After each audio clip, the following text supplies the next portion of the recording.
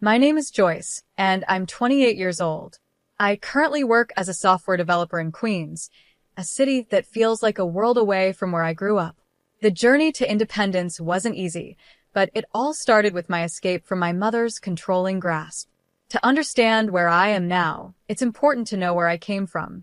I grew up in a small town near San Jose, living under the strict rule of my mother, Lauren.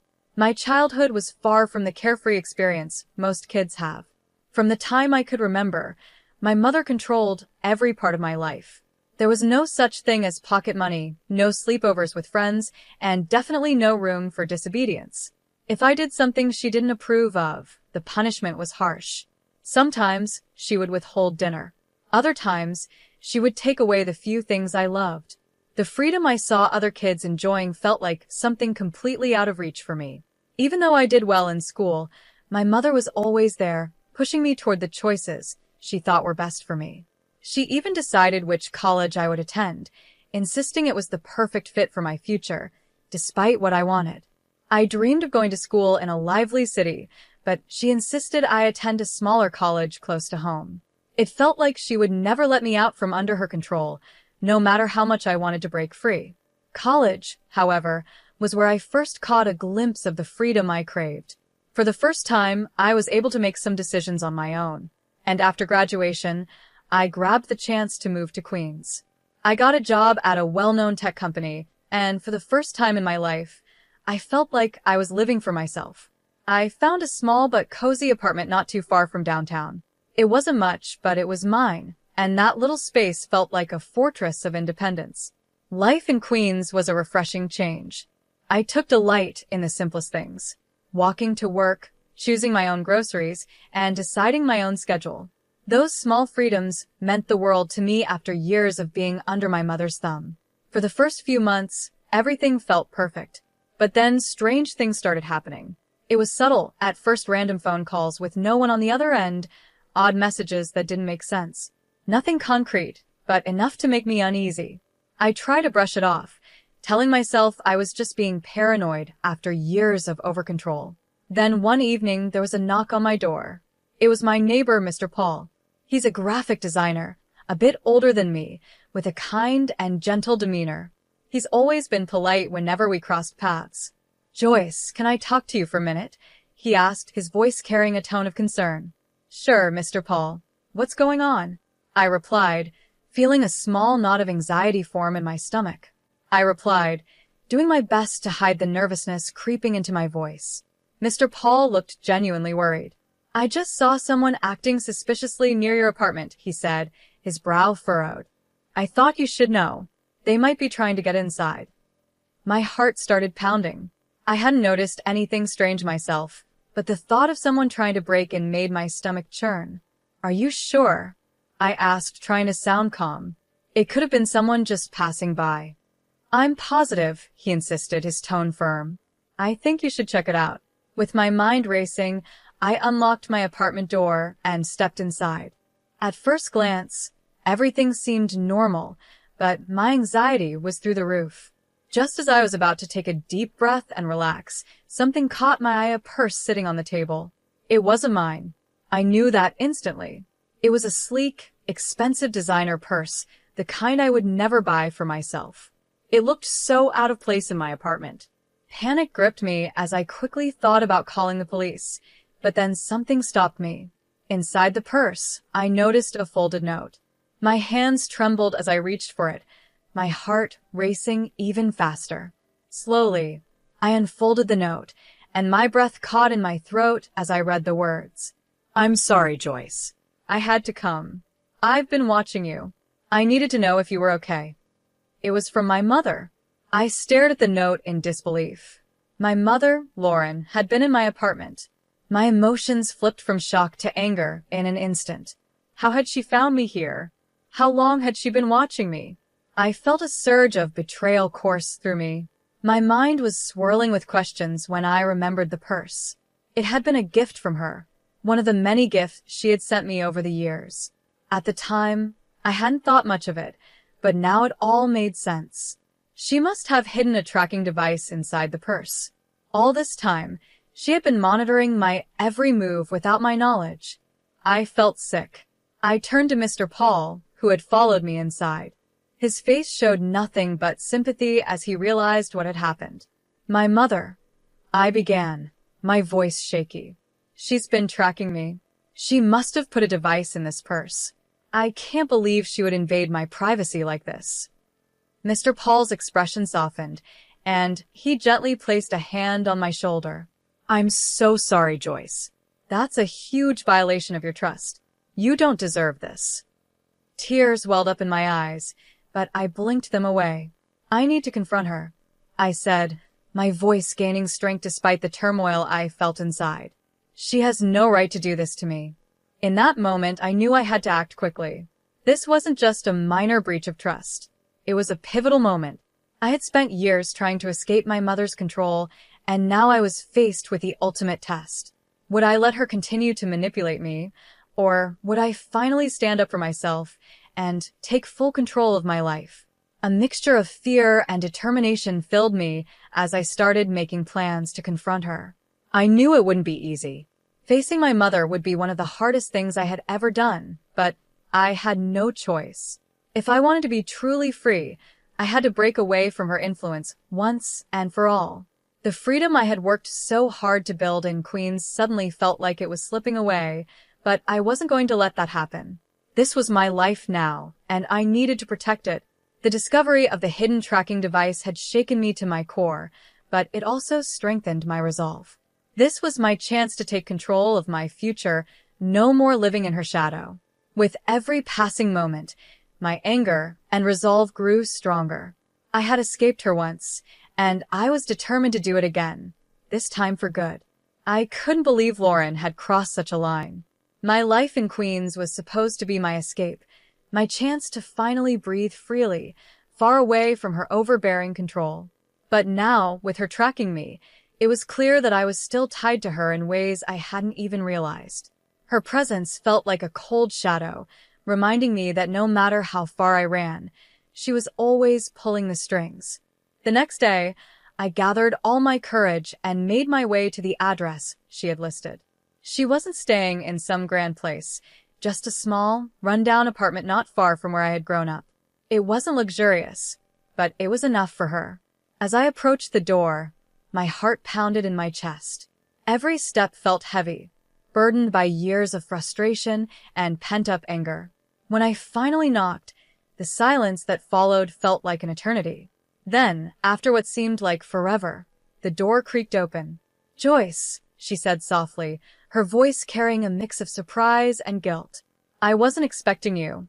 I stepped inside, barely able to contain my anger. "You weren't expecting me?" I said, my voice sharp. "You've been tracking me with a hidden device, and now you're surprised?" Her face paled, and she shifted uncomfortably. "I just wanted to make sure you were safe," she stammered. "I didn't mean to invade my privacy." I cut her off, my voice trembling with fury. "You've been following my every move, Mom. This isn't about safety. This is about control. You've never let me live my own life." Her eyes filled with tears, but she remained defensive. "I've done it all for you," she insisted, her voice shaky. "I was just trying to keep you close, to help you." "Help me?" I nearly shouted, my frustration boiling over. "By suffocating me? By deciding everything for me?" I'm 28, Mom. "I'm an adult. I need to live my own life." Tears began streaming down her face, but the walls she had built around herself remained firm. "I'm sorry, Joyce," she whispered. "I didn't know how to let go. I've made mistakes, but I didn't know how to fix them." I stared at her, my emotions swirling in a confusing mix of pity and frustration. "You're not just apologizing for tracking me," I said, trying to keep my voice steady. "You need to understand how deep your control has gone. It's not just this one thing, it's everything." And that's when she revealed something I hadn't expected. "I've been struggling financially," she confessed, her voice barely audible. "I wanted to ask you for help, but I didn't know how." Her words hit me like a punch in the gut. "You were going to ask me for money after spying on me?" I asked, disbelief and anger swirling inside me. Lauren nodded, her eyes filled with shame. "I've been in debt," she admitted, her voice barely above a whisper. "I've spent more than I should have, and I thought maybe if I kept an eye on you, I could figure out a way to fix things." A cold rage built inside me. "You've been spying on me to figure out how to get money from me?" I said, my voice icy. "That's despicable. You've manipulated and controlled me for years, and now you want to use your invasion of my privacy to solve your own problems." She tried to reach out to me, her hands trembling. "Joyce, please," she begged. "I didn't mean for things to get this way." I took a step back, feeling the weight of everything crashing down on me. All the years of control, all the time she had made me feel small and powerless, it was all coming to a head now. I wanted to scream, to yell, to make her understand the damage she had done. But instead, all I could feel was a deep, aching sadness. "This isn't just about the money, Mom," I said quietly, my voice strained. "It's about the way you've treated me, the way you've never let me be my own person. You don't understand what you've done to me." Lauren stood there, tears streaming down her face, but I could see that the defensive wall she had always kept up was starting to crumble. For the first time, I saw her not as the controlling figure who had dominated my life, but as someone who was deeply flawed and lost in her own way. Yet, despite that, I knew I couldn't let her continue to manipulate me. "I need space," I said finally, my voice firm. "I need to figure out my life without you constantly hovering over me. I can't keep living like this." She nodded, her face crumpled with regret, but I could tell she didn't know how to fix what she had broken. And maybe she never would. As I walked out of that apartment, a weight lifted off my shoulders. It wasn't easy, but I knew this was the first real step toward reclaiming my life. For the first time in a long time, I felt like I was finally breaking free from the grip she had held on me for so many years. This wasn't just about privacy or money, it was about my future, and I was ready to take control of it once and for all. "I'm sorry." My mother's words felt hollow, like she was saying them out of habit, not because she truly meant them. I shook my head, feeling the weight of the years of manipulation pressing down on me. "I can't do this anymore, Mom," I said firmly, my voice trembling with emotion. "I can't keep letting you control my life, even from a distance." Leaving her apartment, a flood of emotions overwhelmed me: sadness, anger, and a strong sense of determination. I knew deep down that the only way to truly reclaim my life was to cut all ties with her. This wasn't just about the tracking device or her attempt to ask for money. It was about breaking free from years of emotional control, from a childhood and adulthood shaped by her manipulations. As soon as I got back to my apartment, I sprang into action. I knew that if I didn't make changes now, I would never break free from her hold. The first thing I did was get a new phone. I didn't trust that my current number or device hadn't been compromised in some way. I also installed additional security measures throughout my apartment: new locks, cameras, anything that could prevent another invasion of my privacy. I wasn't taking any chances. I then made a bigger decision. It was time to leave this apartment and find a new place to live, somewhere far away from her reach. I started looking for a new place that would give me the fresh start I needed, but it didn't end there. I contacted a lawyer to begin the process of legally separating myself from her. I needed to take every step necessary to make sure she had no control over any part of my life, even legally. Each of these steps filled me with both relief and heartache. I had longed for this freedom for so many years, but now that I was finally taking the steps to claim it, the cost was higher than I'd expected. It wasn't just about moving on from my mother's control, it was about rebuilding myself. I had to rediscover who I was outside of her influence, to find my own sense of autonomy and self-worth. As I began packing up my belongings and preparing for the move, Mr. Paul became a surprising source of support. He offered to help with the logistics and, more importantly, he provided a kind ear during some of my toughest days. We spent more time together, and his steady presence became a small comfort in the middle of the chaos I was navigating. I hadn't expected to rely on him, but his kindness made everything a little more bearable. However, the battle was far from over. The more I distanced myself from Lauren, the more I realized just how deeply her manipulation had affected me. It wasn't just about what she had done recently. Her influence had shaped the way I viewed relationships and trust in general. I was beginning to see how her actions had controlled every aspect of my life, from the smallest decisions to the biggest moments. Confronting my mother was only the first step. I knew I had a long journey of self-discovery and healing ahead of me. It was daunting, but at the same time, I knew it was necessary. For years, I had been living in the shadow of her control, and now I was finally stepping out of it. The struggle for my independence had only just begun, and I had to prepare myself for the challenges that lay ahead. In the days following my confrontation with Lauren, everything became a blur of activity and emotions. I finally moved into a new apartment, far from the small town near San Jose, where I'd spent my childhood. My new place felt like a fresh start. It was modern and bright, with big windows that let in streams of natural light, a stark contrast to the cramped spaces I had known before. It was the kind of place where I could begin to feel like I had control over my own life, where I could breathe freely without the weight of my past pressing down on me. But even as I settled into my new surroundings, the emotional burden of everything that had happened still lingered. Moving into this beautiful apartment was a huge step forward, but the scars from years of manipulation didn't just vanish. I knew it would take time to heal. The path to independence wasn't just about changing my location, it was about changing my mindset, letting go of the emotional chains that had bound me for so long. With each passing day, I felt a little stronger, a little more sure of myself. I was finally carving out my own life, on my own terms. And even though the road ahead was still filled with challenges, I knew that I had taken the first step toward true freedom. This was the beginning of my journey, and for the first time in a long time, I felt like I was in control of my own story. I had lived in cramped, small spaces before, but this new apartment felt like a whole new world. As I unpacked my belongings, I was filled with a strange mix of excitement and apprehension. There was something soothing about the process of unpacking, giving me the chance to reflect on everything I had been through. But as I pulled out each item from the boxes, I was reminded of how deeply Lauren had intruded into every corner of my life. Her control had seeped into everything, even the smallest parts of who I was. The legal separation from my mother was a huge step forward. It was both liberating and painful. On one hand, it freed me from the emotional chains that had held me captive for so long. But on the other, it was the final cut in our already complicated and strained relationship. The lawyer assured me it was a standard procedure, but to me, it felt like closing a chapter one had struggled with for years.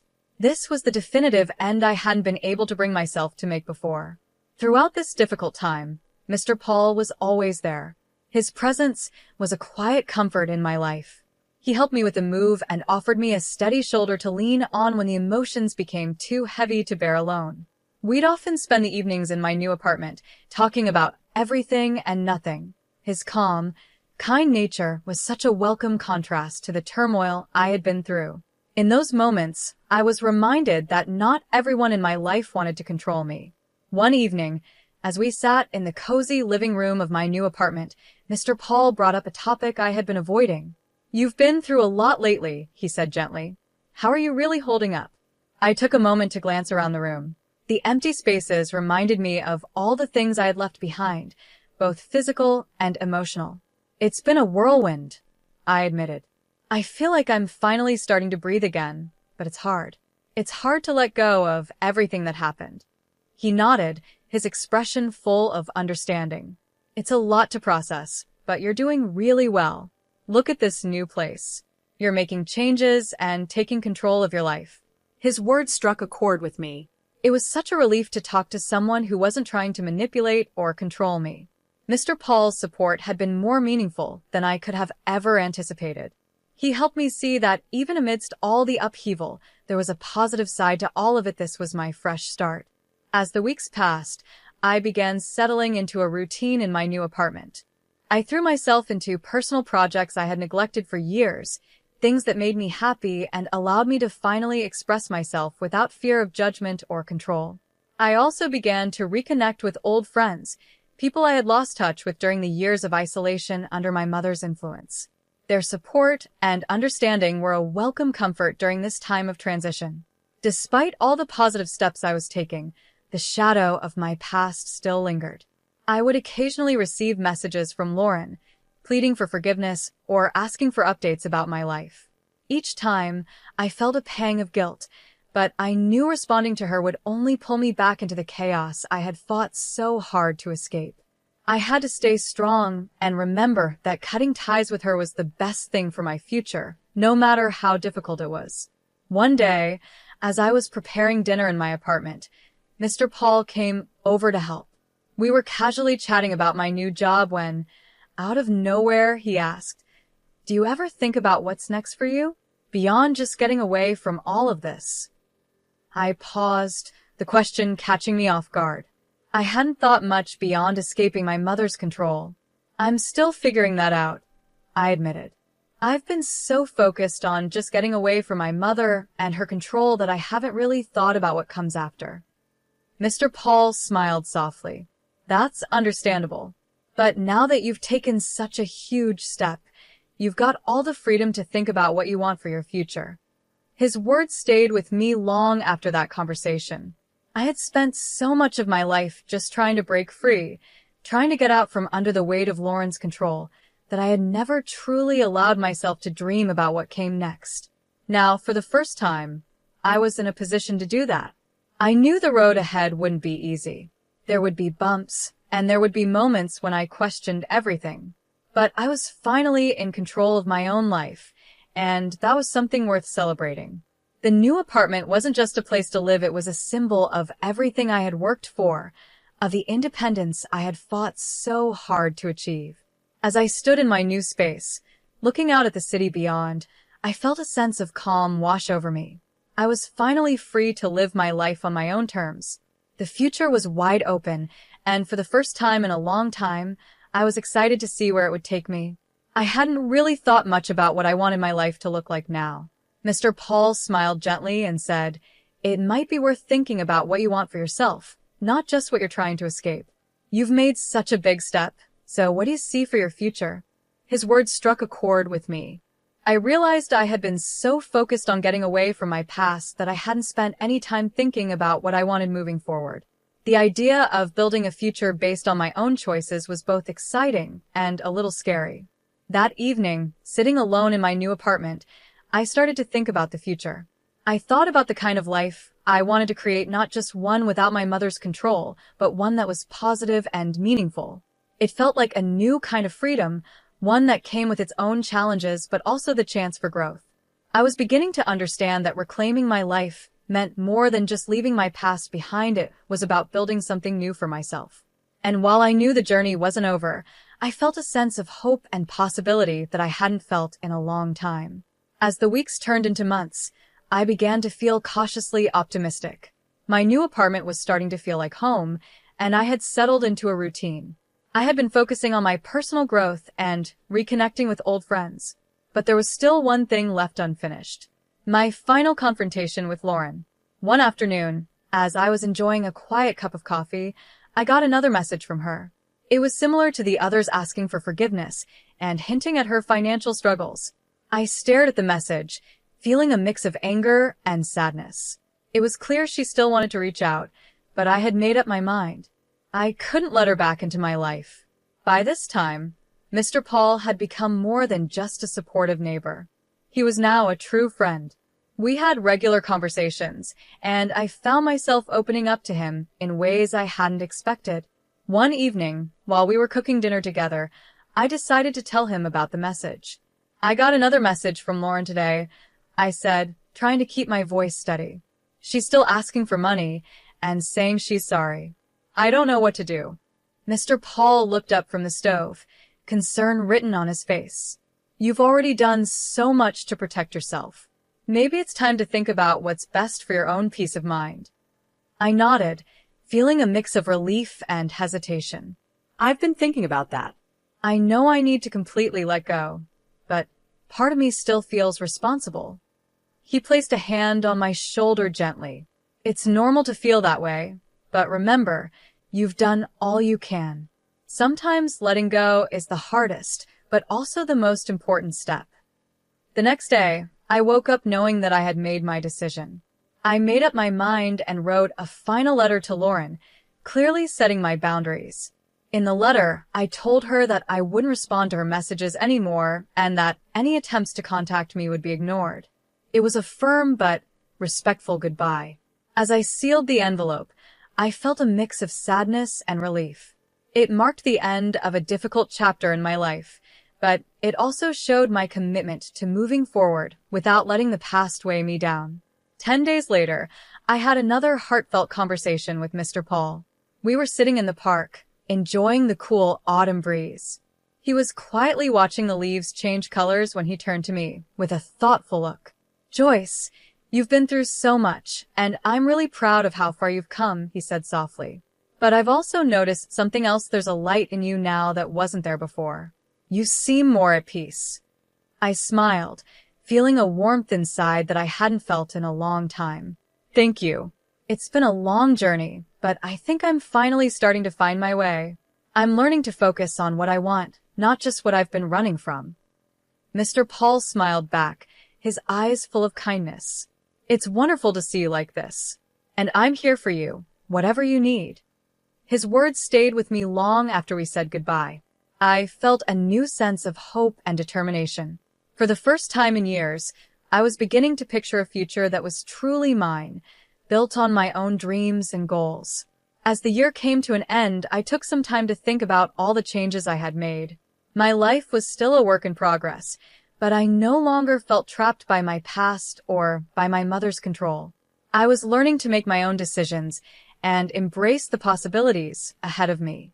One evening, while sitting by my apartment window, watching the city lights, I thought about everything I had gone through. I felt both proud and relieved to know I had come out stronger on the other side. There was still some uncertainty about the future, but there was also the exciting promise of new beginnings. In the end, breaking free from my mother's influence wasn't just about gaining independence, it was about finding my own path and having the courage to walk it. As I looked toward the future, I felt at peace knowing that, for the first time in a long while, I was truly in control of my own life.